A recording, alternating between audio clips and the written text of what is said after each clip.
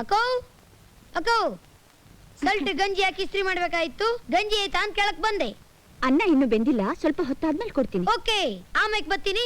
C you. ಏ ಗೋಪಿ, ಇರೋ, ಏನಂತ ಅರ್ಜೆಂಟು? ಬಾ ಕೂತ್ಕೋ.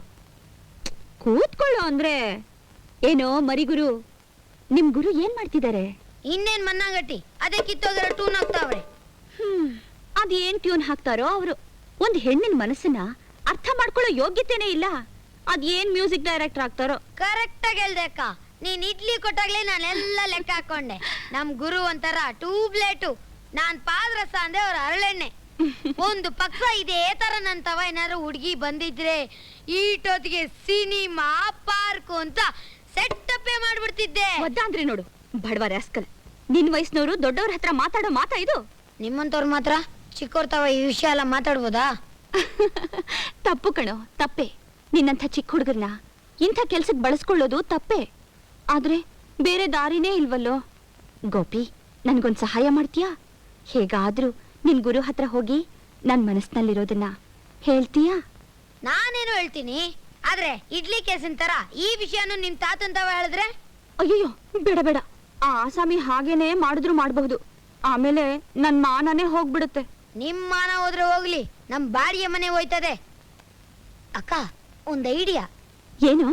ನೀವೊಂದ್ ಪೇಪರ್ನಾಗೆ 4 ಸಾಲ ಪ್ರೇಮ್ ಗೀತೆ ಬರ್ದು ಅವ್ರ ತವ ಕೊಡಿ, ಅದಕ್ಕೆ ಟೂನಾಕೆ ಕೇಳಿ. ಹೇಳಿ. ಬರೀಬೇಕಾದ್ರೆ ಕಚ್ಚಡವಾಗಿ ಬರೀರಿ, ಅವ್ರಿಗೆ ಅರ್ಥನೇ ಆಗಬಾರ್ದು. ನಿಮ್ಮನ್ನೇ ಓದು ಅಂತಾರೆ, ಅವಾಗ ನಿಮ್ ಮನ್ಸಲ್ಲಿ ಏನಿದ್ಯೋ ಅದು ಹೇಳ್ಬಿಡಿ. ಹಾ, ಕರೆಕ್ಟ್, ಒಳ್ಳೆ ಐಡಿಯಾ. ಅವ್ರು ಖಂಡಿತ ನೀನ್ ಹೇಳ್ದ ಹಾಗೆ ನನ್ ಮನಸ್ಸನ್ನ ಅರ್ಥ ಮಾಡ್ಕೋತಾರೆ. ಹೌದು, ಏನ್ ಹಾಡ್ ಬರೆಯೋದು? ಹೌದೌದು, ಎಲ್ಲ ನಾನೇ ಹೇಳ್ಕೊಡ್ಬೇಕು. ಲವ್ ಮಾಡೋದ್ ನೀವು, ಅದೇನ್ ಹೇಳ್ಬೇಕು ಅಂತಿದಿರೋ ಅದನ್ನೇ ಬರೀರಿ, ನಾನೇನ್ ಬರ್ತೀನಿ.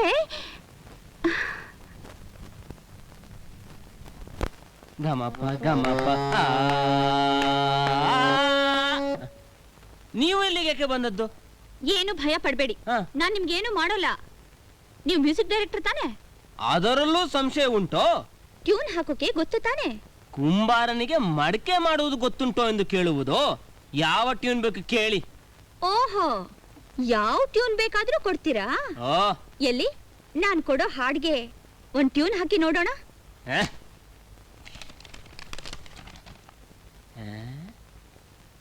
ಇದೇನು ಅಕ್ಷರವೋ ಇಲ್ಲ ಕಾಗೆ ಗೊಬ್ಬಚ್ಚಿ ಕಾಲೋ?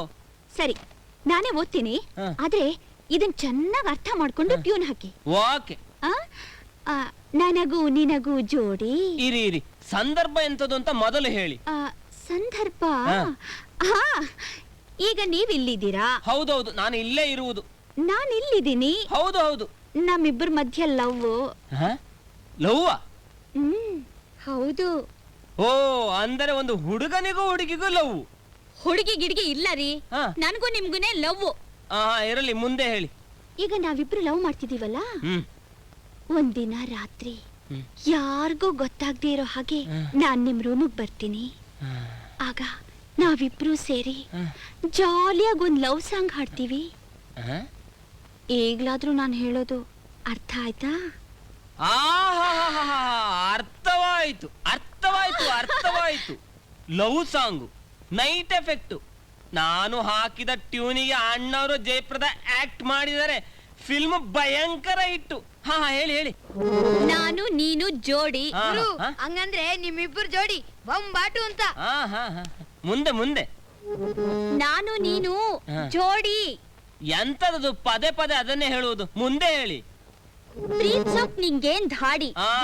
ಹಂಗಂದ್ರೆ ನೀನು ಅವಳನ್ನ ಪ್ರೀತ್ಸಕ್ ನಿಂಗೇನ್ ದೊಡ್ಡ ರೋಗ ಅಂತ. ರೋಗ? ನಾನು ನೀನು ಜೋಡಿ. ಪ್ರೀತ್ಸೋಕ್ ನಿಂಗೇನ್ ನಿಂಗೇನ್ ಧಾಡಿ. ದಾಡಿ. ಮುಂದೆ ಮುಂದೆ. ನನ್ನಿಂದ ನೀ ದೂರಕ್ಕೆ ಓಡಿ ತರಿಸಿದೆ ಕಣ್ಣೀರಿನ ಕೋಡಿ. ಅಂದ್ರೆ ನಾನ್ ನಿಮ್ಮನ್ನ ಪ್ರೀತಿಸೋಣ ಅಂತ ಬಂದ್ರೆ ನೀವು ನನ್ನಿಂದ ದೂರ ಓಡ್ತಿದ್ದೀರಿ. ಇದರಿಂದ ನನಗೆ ಬೇಜಾರು ಅಂತ ಅರ್ಥ. ಈಗ್ಲಾದ್ರೂ ಅರ್ಥ ಆಯ್ತಾ? ಅರ್ಥ ಆಯ್ತು ಅರ್ಥ ಆಯ್ತು. ಎಂತದಿದು ಗೋಪಿ? ಇದು